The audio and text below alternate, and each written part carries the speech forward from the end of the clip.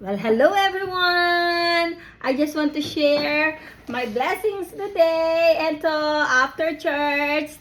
And at least, binigyan ako ni Ate Len ng galing sa kanyang yard. At panay fig. Ito ngayon, napakarami at napakaganda ng kanyang mga prutas galing sa kanyang yard. Maraming salamat, Brother Joe. Thank you, Brother Joe, and thank you, Ate Len, for picking this up, and thank you for this blessing. Thank you. And this one, what's the benefits for this fig? It's very rich in vitamin A. Andyan na rin ang vitamin B6, vitamin C, vitamin K.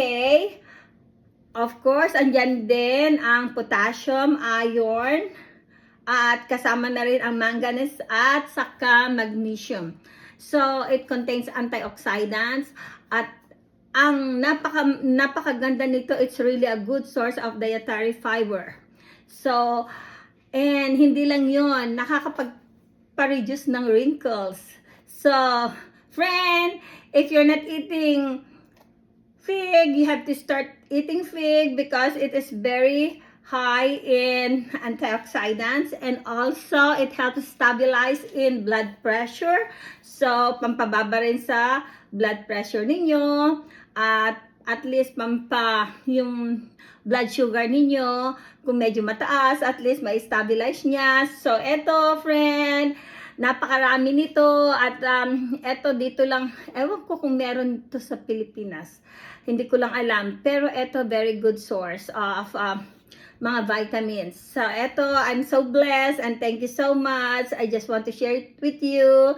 Okay, just don't forget na i-like naman sa akin. I-like ninyo itong video na ito. At ako'y nagpapasalamat sa aking kaibigan na si Ate Len at saka si Brother Joe sa pagbibigay nila sa akin ng fig. Okay, friend, at just like, okay? Don't forget to, if you don't want to subscribe, it's okay. But just like and share, okay? Basta, I want to share this one at napakaganda ng source ng vitamins. So, eto friend, bye!